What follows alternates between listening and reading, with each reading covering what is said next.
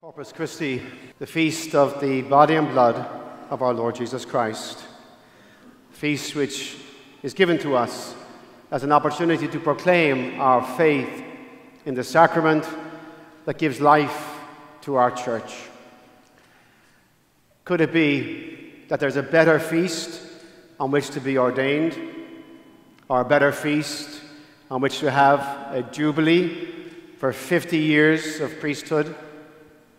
Probably not.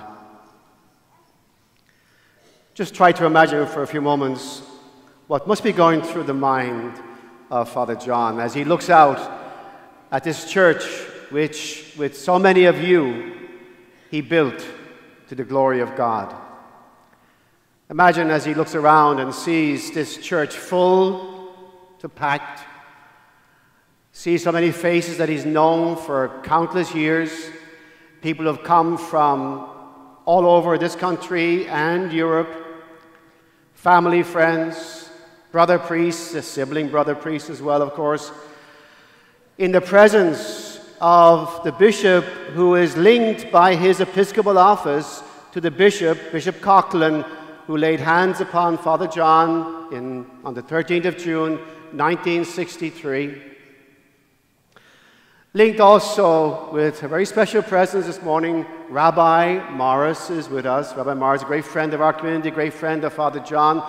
A direct link for us with our father in faith, Abraham, mentioned in that first reading.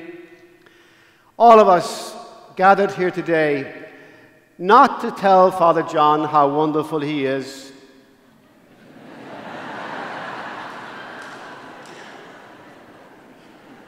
and he did say to me before I stood up, "Please be nice to me." Not to tell him how wonderful he is, but again, in reference to that first reading from Genesis, we hear the priest, King Melchizedek. We know him, we're familiar with him. "You are a priest forever, according to the order of Melchizedek," from Psalm 110. That priest in today's reading is not even an Israelite, but he recognizes a God who is the creator of all things. And this first reading, Melchizedek blesses God for what God has done for Abraham and what God has done through Abraham. And that's what we are doing today. That's what brings us here on this 50th anniversary of Father John's ordination, to give thanks to God for what God has accomplished, for what God has done through this instrument that he chose 50 years ago to be his priest. You know, there is another thing that we do on Jubilees. What we tend to do is look back over our yesterdays. And I'd like to go beyond our yesterdays, way back to the yesterday of the Gospels, which of course we know is always new, is always today for us. Jesus Christ is the same today, yesterday, and forever. But go back to the days of the Gospel time, when Jesus called Peter, Andrew, James, and John, and the rest of the lads, called them to be his disciples. And at that moment, placed into the heart of his community a summons, a calling, a song that has become a very favorite song of Father John. Father John doesn't sing very much, which is a blessing. And I'm not even in the best of voice this morning. Anyway, never mind. Will you come and follow me if I but call your name?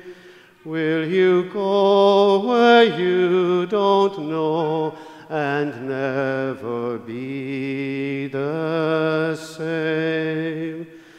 Will you let my love be shown? Will you let my name be known? Will you let my life be grown in you and you in me? Will you come? Will you come and follow me? That is the summons that Jesus gave to his disciples. It's a summons that has issued through the course of centuries. It's a summons that John Bluett responded to back in 1963. There's another way of looking at this. Orlando Sentinel records tell us that Hurricane John formed in the southeast of Ireland on the 13th of June, 1963. That the hurricane spent a few weeks building itself up, getting itself ready, meandered across the Atlantic, finally made landing in central Florida in August of 1963. And according to the Sentinel, Central Florida has never been the same since. And you know.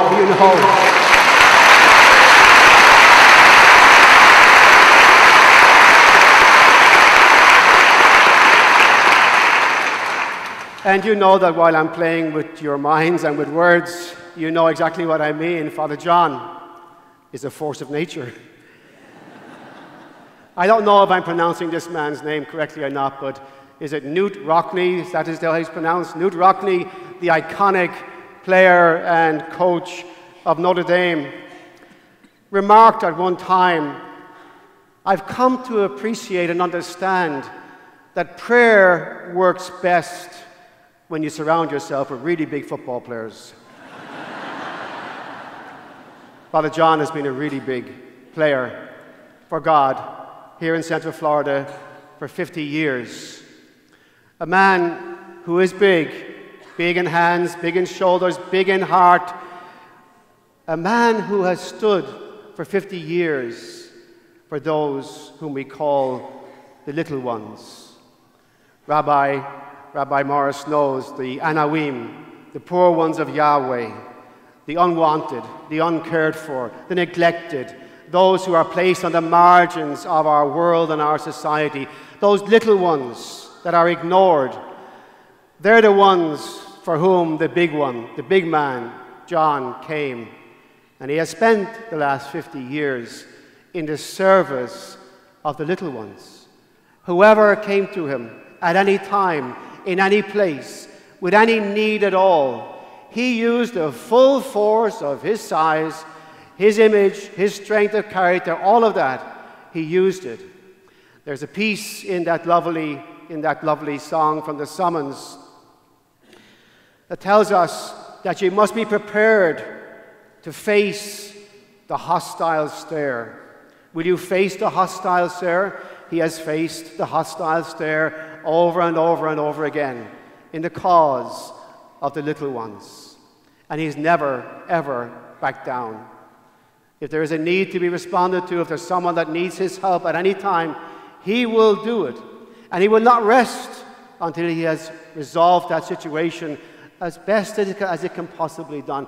It's the character, it's the strength, it's the grace of the man called by God 50 years ago. What a wonderful, wonderful testimony to him. I'm doing this as his associate. I'm doing this as a pleasure and as an honor.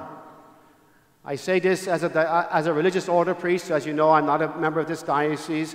I belong to a religious congregation, the Blessed Sacrament congregation. This day is one of our great feast days.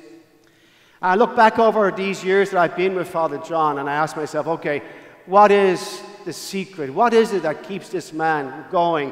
What is it that makes him such an amazing priest? And since we are a Trinitarian community, Father, Son, and Spirit, there are three things, it seems to me, that at least are part of what it is. Number one, from the moment I came here 13 years ago almost, I've seen that Father John has always, at every time, placed what we do around this table at the center of everything that we are about as a parish community and everything that he is about as a priest. The Eucharist is the source and summit for him of everything. As a Blessed Sacrament priest, therefore, it is a special joy for me to say that this day, to pay tribute to that. The Eucharist is the center of our lives, and it's what gives us the strength and the grace to go out and to make the difference in our world that we try to make as a parish community. Father John has taken seriously the words of the gospel today. Jesus says to the apostles, "Go, give them something to eat yourselves." Father John heard that. He knows what the Lord is saying. Do this, be Eucharist, go out. And he's done that, and he's made it truly a mark of his priesthood. Pope Benedict, commenting on this particular text from the Gospel of St. Luke, he says, our communities, when they celebrate the Eucharist, must become ever more conscious that the sacrifice of Christ is for all, and that the Eucharist thus compels all who believe in him to become bread that is broken for others, and to work for the building up of a more just and fraternal world. Keeping in mind the multiplication of the loaves and the fishes, we need to realize that Christ continues today to exhort his disciples to become personally engaged. You yourselves give them something to eat. Each of us is truly called, together with Jesus, to be bread broken for the life of the world. This describes Father John. It describes his ministry here at St. Stephen's. It describes how he has made the Eucharist the center of our life. All of you are familiar with his expression, the famous expression at the end of Mass, which I'll slightly paraphrase for you this morning. What he says usually is, the service really begins in earnest when we leave the church. That's when it begins to happen. We have a place here and a role here. What we do here is surely the source and summit of our lives, but having done this now, what you do out there makes all the difference. I've seen that, I've admired that, and in myself, in my heart, I've applauded it. The Eucharist is the center for him and for us. The second piece is, what I've noticed over the years with Father John, is his dedication and commitment to parish visitation. But you know all this too.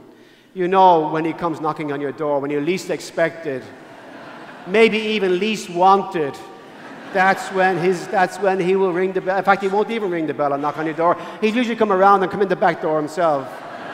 Yeah, this is his kingdom. And he will come in the door. So we know. I have, over the years as a priest, I've read the lives of the saints, the lives of the popes, and over again, that message is given to us. The most important thing for a priest to be aware of is to be with his people.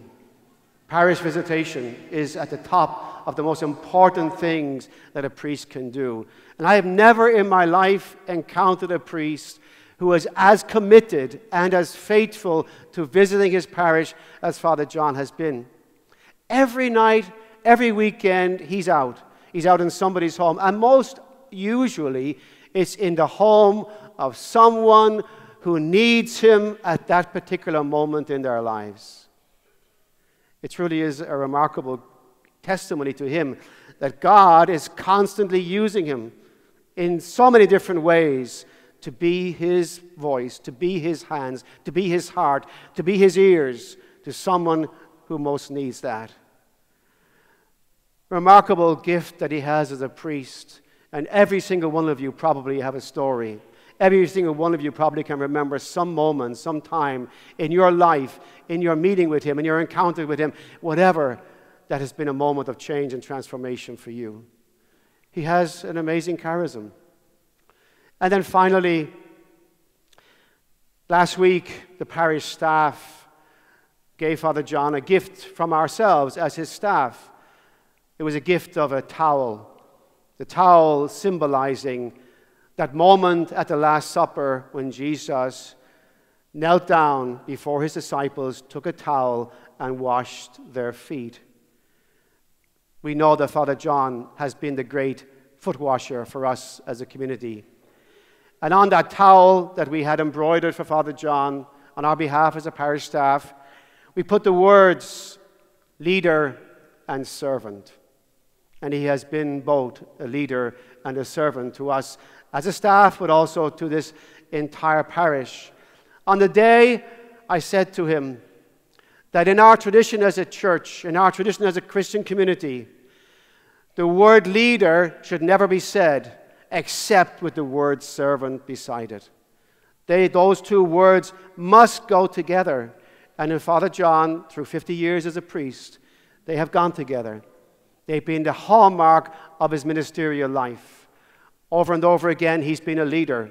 So many of us have said and remembered over the years things we've mentioned with regard to his particular gift as a leader. We say, you know, he could run Ford Motor Company, he could do all these great things. He has an amazing mind.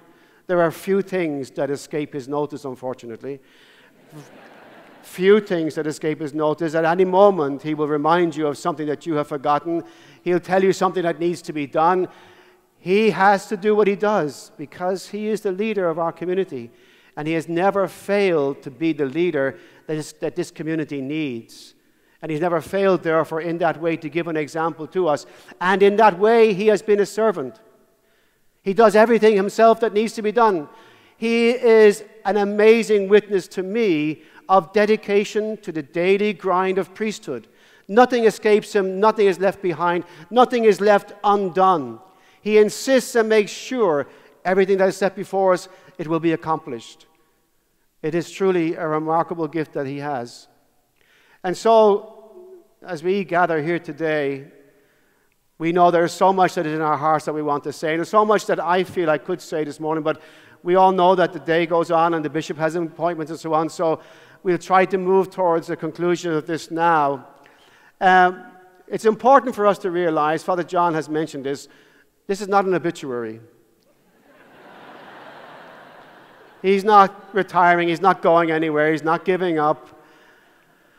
In fact, fresh from the international success he's had with Facebook, and those two postings, those two famous postings that he's made, All Are Welcome, and now the latest one, the All Are Welcome video had 30-something thousand hits, maybe 38, 39,000 hits. That's remarkable. And his new video is going well as well. So fresh from the success of his new status as an international star, Father John is now going to Hollywood. And he's going to make a movie of his life, loosely based on the words of the songs of Frank Sinatra. All right, wait for it. You've got me under your skin. Hang on. Wait. All right. Fly me to the moon. Don't think we haven't thought of it. For once in my life, I'm going to listen to the Pope. Send in the clowns. No, we're not touching that one. No. This is all I ask, standing in front of a map of Florida. You didn't get that one? No. Too marvelous for words, standing before his mirror. And then finally, his song, the grand song. I did it. And so did you, and you, and you, and you, and you.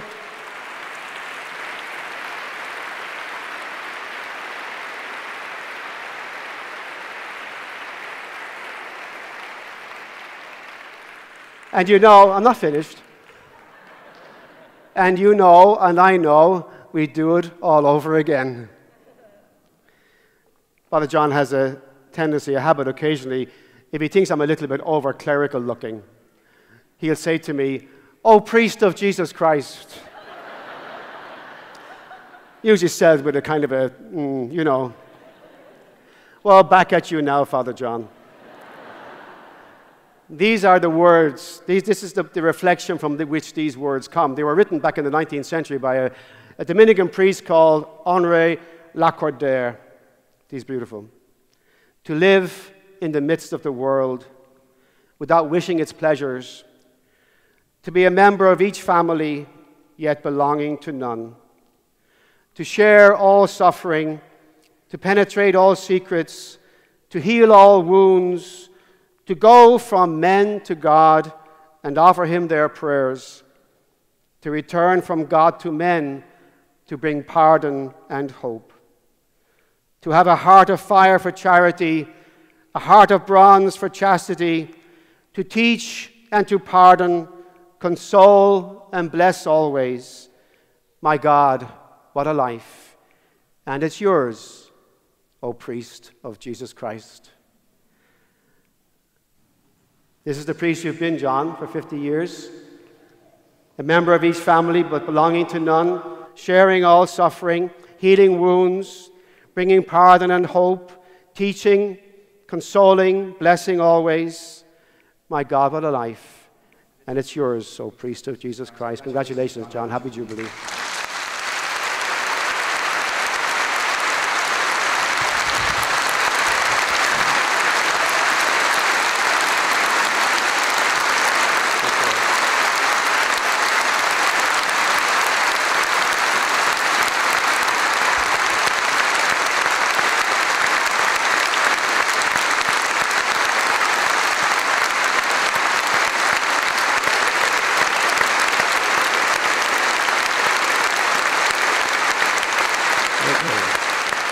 Thank you. Thank you. You have no idea how much I had to pay him to say all those nice things. Later.